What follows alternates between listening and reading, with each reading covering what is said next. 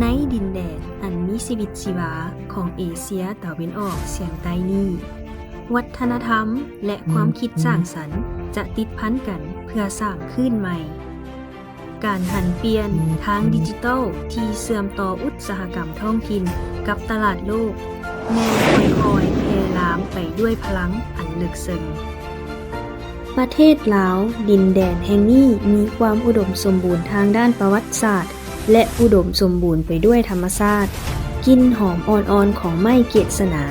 ความอบอุ่นของศิลปะหัตถกรรมและจิตใจของผู้คนประสานสมทบกันเพื่อสร้างความงามที่เป็นเอกลักษณ์เฉพาะของสาวตะวันออก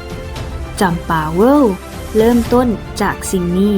นำเอาเนื้อแท้ของแผ่นดินมาสู่โลกเสื่อมต่ออุตสาหกรรมท้องถิ่นกับตลาดผู้บริโภคทั่วโลกผสมผสานการค้าและวัฒนธรรมเพื่อสร้างระบบนิเวศใหม่สำหรับอีคอมเมิร์ซ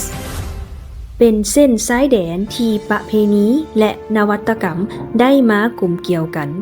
เฮ็ดให้ความคิดสร้างสรรค์ของอาซีตะวันออกเฉียงใต้เปล่งประกายตามกระแสของเวลาอิงใส่อาซีตะวันออกเฉียงใต้และด้วยทัศนะของโลก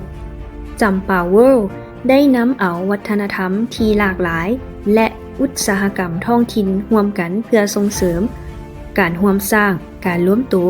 และการขยายตัวแบบยืนยง